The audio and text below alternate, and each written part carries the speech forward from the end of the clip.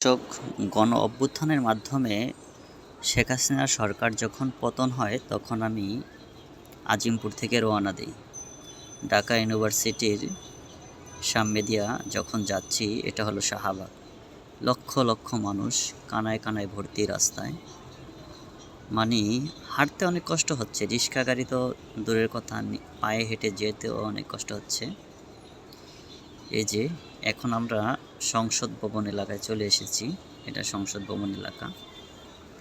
সংসদের চারদিকে লক্ষ লক্ষ জনতা, জনতার কি স্রোত আসলে বলে বোঝাতে পারবো না। এই যে মানুষ গণভবন থেকে যখন যা পাইছে তাই নিয়ে যাচ্ছে, এটা লুটের রাজ্য হয়ে গেল।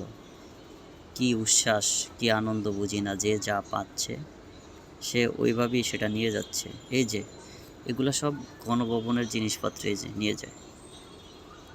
কি আর বলবো, বলার মতো আর। এই যে একটা কি বলবো আমরা, এটা কি যে বলবো, দেখছেন অশ্বমের ইরা তামাই ছুটে নিয়ে আস। মানুষ কতটা নির্দয় হলে এরকম পারে, এগুলো অবস্থা। কি আর বলবো। আমরা এখন সংসদ ভবন, এই যে সংসদ ভবন এলাকা ছেড়ে এবার গণভবনের উদ্দেশ্যে রওনা দিলাম। এটা গণভবনের ভিতরের দিকে যাচ্ছি। বিজয় সরণির সিঙ্গেল, এটা সামনে যাচ্ছি, যেতেছি, হাঁটতেছি, মানুষ আর মানুষ।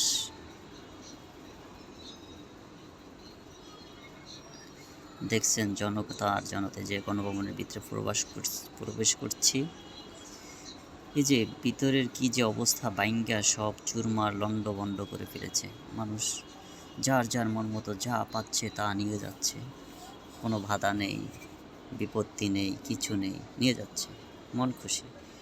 এটা হলো গণভবনের কিচেন রুম, তাও কিছু নেই, গ্লাস মিলাস সব ভেঙে একাকার করে ফেলেছে, কিচ্ছু রাখে নাই। এটা একটা রাষ্ট্রীয় সম্পদ, আমাদের উচিত ছিল রক্ষা করা, আমরা রক্ষা করতে পারিনি। চোরের রাজ্যে কীভাবে আর রাখবো, সব লুট করে নিয়ে যাচ্ছে। এই যে আমার হাতে বই দেখছেন, পেপারের ভিতরে পাইছি ময়লাযুক্ত, তাই হাতে নিলাম। হায় রে মানুষ, আগুন লাগিয়ে দিছে গণভবনের ভিতরে, আগুন। সামনে যায় দেখি একটা BMW গাড়ি ফুটতেছে, কয়েকটা গাড়ি, একটা না। মানুষ কি না পারে, সব নিয়ে যাচ্ছে।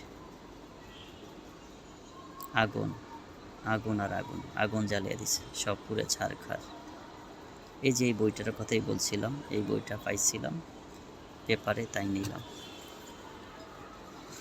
এ হলো আমাদের গণ অভ্যুত্থানের মাধ্যমে শেখ হাসিনা সরকার যখন চলে যায়, তার গণভবনের এই পরিস্থিতি।